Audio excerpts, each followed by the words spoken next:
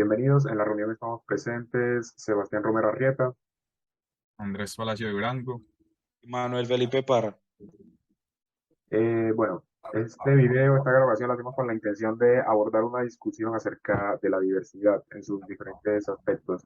Intentaremos abordar un poco con todo el respeto y con la limitación que, bueno, que nos ha dado como la instrucción que nos hemos dado nosotros mismos en estos temas y que también nos ha brindado como nuestra vida para abordar los aspectos de la diversidad sexual, la diversidad étnica, la diversidad cultural, que es una palabra de hecho muy amplia en la sociedad, y nos conducimos a través de una idea orientadora de cómo cualquier intento por unificar el mundo bajo alguna lengua, alguna costumbre, alguna ideología o alguna religión ha resultado sencillamente infructuoso, pues la complejidad del individuo resulta básicamente que ese planteamiento se derrumbe.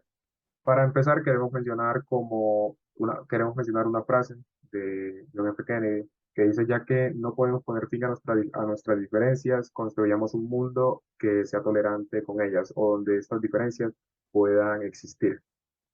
Entonces, bueno, empecemos la discusión.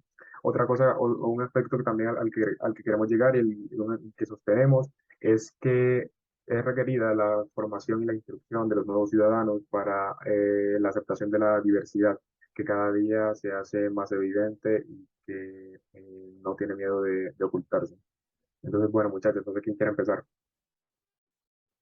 Listo, no, pues vamos a empezar como abordando el problema, que es como la principal razón de que nosotros lleguemos a pensar de que se necesita hacer un cambio en la formación de los niños, que es como la base de la sociedad, por decirlo así, para abordar este problema tan grande que es como las diferencias, pues como la discriminación de diferencias que hay entre las personas, ya sea de raza, de identidades sexuales, de orientaciones sexuales.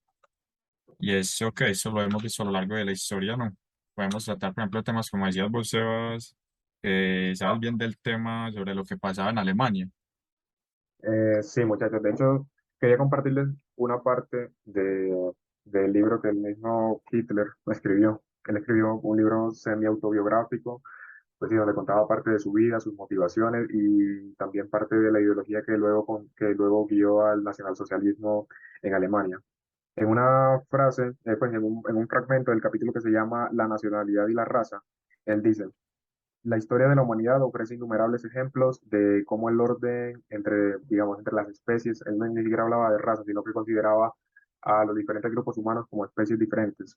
Eh, Dice que la historia demostraba con asombrosa claridad que toda mezcla de sangre aria con los pueblos inferiores tuvo por resultado la ruina de la raza de cultura superior.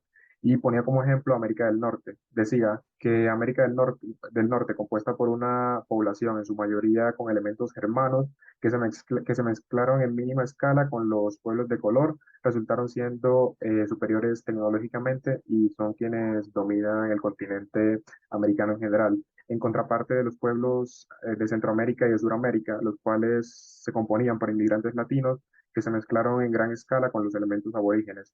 Y atribuye a esto pues la causa de, digamos, la inferioridad económica y tecnológica que hay más hacia el sur de América, que pues nosotros vivimos en Colombia. Sí, Eh, es que todo esto se remonta también, por ejemplo, yo veo mucho que los historiadores y muchas sí, de las historias que cuentan, por ejemplo, de los españoles que decían que tenían sangre azul y rechazaban a la gente que vivía acá, pues o que nacían acá, a los esclavos y todas por su raza, por su color de piel. Entonces eso viene desde hace mucho tiempo. Sí, de hecho, como siempre los pueblos europeos han tenido como esa concepción de que a medida que las razas se mezclan, como que se va perdiendo la pureza y se va perdiendo incluso la capacidad intelectual. Cuando tú mencionas el ejemplo de los españoles, yo recuerdo que en la primaria, a nosotros, pues cuando dábamos como el tema de la colonia, nos enseñaban que había como un sistema de clasificación, donde dependiendo como que quién se cruzaba con quién, se le daba una categoría pues al hijo. Entonces estaba como que el mulato, que era el hijo Mulato, de no sé mestizo. quién y no sé quién, el Mm, mestizo, el morisco, ¿sí me entiende? Había como una jerarquía y pues es que era literal, no era ni siquiera, o sea, la tabla que uno le enseñaba no era algo como que estuviesen al mismo nivel, sino que era una sí, jerarquía, no, ¿me entiende? Como uno estaba por debajo del otro a medida que se iban mezclando más y más. no en los niveles. Y No, Sí, y niveles. pues es triste hombre, uno, como lo que se ha visto en la historia, que ha pasado como con las minorías. Y siempre ha pasado que sean unos abusos extremadamente fuertes. Por ejemplo, no viendo películas que son basadas en hechos reales, como 12 años de esclavitud. Es que se tenían como unas reglas que al día de hoy uno las ve como demasiado incoherentes, como que pensaba esa gente en esos tiempos. Pero pues obviamente la sociedad va cayendo en cuenta de cosas y va cerrando las diferencias que hay de todo, pero que esas diferencias no nos hacen menos persona que otra, menos cosa. Por ejemplo, en esa película yo quería uno como hacer a colación a esos maltratos tan increíbles que habían pues en ese tiempo, que a los negros les daban latigas o los ponían a trabajar pues en tiempos de trabajo, como uno decir, inhumanos. Y uno, pues al día de hoy, uno sabe que una persona de cualquier color es igual a otra. Y en ese tiempo saber que nada, que solamente el color ya era como decir que usted era prácticamente un animal. Y eso es increíble. Pues uno al menos ve que al menos con la historia pues ya como organizando las ideas y pues como que el humano va entrando. Pero eso también es muy debido pues a las luchas sociales, de que uno se rebelan. Pero es fuerte la verdad. ahí, ahí es donde voy yo también, por ejemplo, en la educación de las nuevas generaciones, porque, por ejemplo, pueden ser descendencias que tuvieron de la crianza de los papás, de los abuelos. Entonces, si usted sigue con esa misma línea, si usted en el colegio no le enseñan nada, si a usted en el colegio no lo dejan expresar, si, si por ejemplo un compañero suyo no se identifica como hombre, sino como mujer, o quiere ser homosexual, se quiere poner aletas, o pues, ¿sí me entiende? Como tomar una libre expresión. En estos momentos, lamentablemente, en los colegios no se permite eso. Yo estudié en un colegio que era de monjas, se llama el Sí. Santa Teresita del Niño Jesús. Ese colegio era restricto con el uniforme, usted tenía que ir con con los zapatos siempre limpios, chaleco, camisilla, no se podía poner aretas, tenía que ser un motilado específico y todas esas cosas reprimen a a la gente. Entonces yo me pongo pues como a pensar y un compañero mío era homosexual, pues él tenía otra orientación y no se podía expresar como él quería porque se sentía reprimido y no tenía la confianza de decirle a los papás de que lo sacaran de ahí o que hicieran algo para que él se pudiera desenvolver. Entonces, eso me parece algo muy crítico de que está pasando en la sociedad actualmente. Sí, de hecho, muchachos, el tema, pues lo que hemos venido, como lo que hemos venido diciendo, cualquier intento, es curioso cómo los intentos de homogeneización de la sociedad, cómo se terminan acercando mucho a la segregación, básicamente como que van de la mano la homogeneización, el intento de homogeneizar todo y la segregación. ¿Por qué? Porque, por ejemplo, el tema étnico que hemos venido hablando, retomando un poco el tema de, de Alemania, de la Alemania nazi entre el 30 y algo y el 45, cuando acabó, pues. Claro, cuando no podían unificar, cuando se dieron cuenta de que los judíos, que eran un pueblo que tenían su propia religión, estaban esparcidos pues, a lo largo de todo el país y de todo el territorio que ellos dominaban, ¿qué hicieron para controlarlos? Los metían en guetos. Los metían en guetos y los metían en zonas donde eran básicamente recluidos, que fue lo que se ve, por ejemplo, en películas como La lista de Schindler. También, o sea, uno ve también en películas americanas, cómo eran los Estados Unidos de los años 70, los años 60, donde había barrios donde las personas gay o transexuales o transgénero tenían que recluirse y pues literal era nombrado así el barrio gay. Y no podían salir de ahí, eran dos calles donde se sabía que, bueno, que ya ahí, ya pues todo ahí hacia arriba.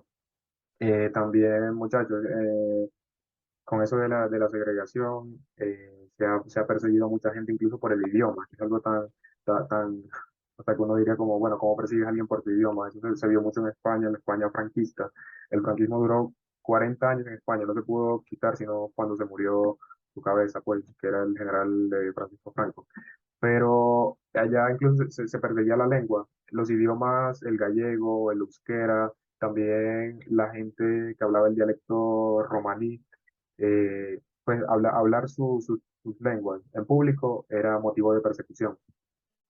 Sí, sí, ven, entonces, eh, Mm, o sí, sea, no sé qué opinan de eso, como de lo cerca que está el concepto de homogeneización con el de segregación, como que, bueno, si no te pudimos ya hacer igual al resto, te apartamos y tú quédate por allá Sí, claro. en es la que calle. es muy pesado eso. Por ejemplo, una película que yo me vi, pero no está en la lista, que creo que se llama El Código Enigma, que es de una persona que crea Sí, una máquina, un Alan Turing. computador, que Mm, traduce el código de los alemanes y salva la guerra prácticamente. Mm, Eh, y no se le pudo dar créditos porque el hombre era homosexual y en el tiempo eso se consideraba ilegal, se consideraba como una enfermedad, a él lo trataron, el man prefirió como suicidarse, creo que a lo último el man se suicida y pasa el tiempo y le dan el título ya cuando, pues ya cuando la gente ya ni se acordaba de eso. Eso me parece ya algo sí, demasiado es pesado triste. en la historia y qué vuelta que eso haya pasado y que de pronto siga pasando. Sí, es triste. Yo asocio algo, o sea, de lo que decías de la segregación con algo que decía Manuel importante. Eso viene mucho como de lo que le imponen a uno, como sus padres, su familia, sus amigos. Yo, por ejemplo, que me vi una película muy buena que se la recomiendo a todos, American History X. Y ahí se mostraba eso, se mostraba cuando al principio los barrios de Estados Unidos, pues que hace unos años, en los 90 más o menos, estaban los barrios muy de negros, muy de los blancos, y entonces siempre había como una diferencia muy marcada entre ellos. ¿Y qué pasaba? Pues mostraban que ¿cómo diría eso? Como por influencia de amigos, un niño que uno como niño, uno solo no tiene convicciones, a uno es lo que le digan. Crecía odiando a los negros de una manera que era repudiarlos, que era el enemigo. La Claro, y película es muy fuerte, uno siendo niño, uno es una esponja, básicamente. eso, la película es muy fuerte porque como por decir, yo tengo un ejemplo de algo que es el que me mete las convicciones. Tuvo como un fuerte cambio y cambió todo su pensamiento para bien. Cayó en cuenta de todo lo que pasaba y eso, pero también habla de las repercusiones de que ciertas acciones en la vida de uno, sea como sea, pueden afectar a muchas personas. Y entonces eso entra ahí lo de las diferencias y que también para una persona, lo que decía Manuel, de que un homosexual no se siente bien en ciertas cosas, la verdad es que es muy duro como decirle a su entorno lo que está pasando, si no siente más la aceptación de todos. Y eso con lo de la segregación se ve mucho más. Eso es Sí, un problema no, ahí. Por ejemplo, usted verá la película de las plegarias de Bobby, alguien que comente un poco sobre eso. sí, Sí, eso, o sea, ese, por ejemplo, la película de las plegarias de Bobby, bueno, casi que tiene un final, o tiene un final como el de Alan Turing. Por ejemplo, Alan Turing es la persona en la que se basó la película que Manuel mencionaba. Y pues Bobby, en su película, que también es un caso real, tiene un final igual. Acaba por suicidarse porque no, porque pues, él sabía que dentro de la sociedad nunca iba a encajar, dado que la gente ya conocía su, su sexualidad, ¿sí me entiendes? Su orientación sexual.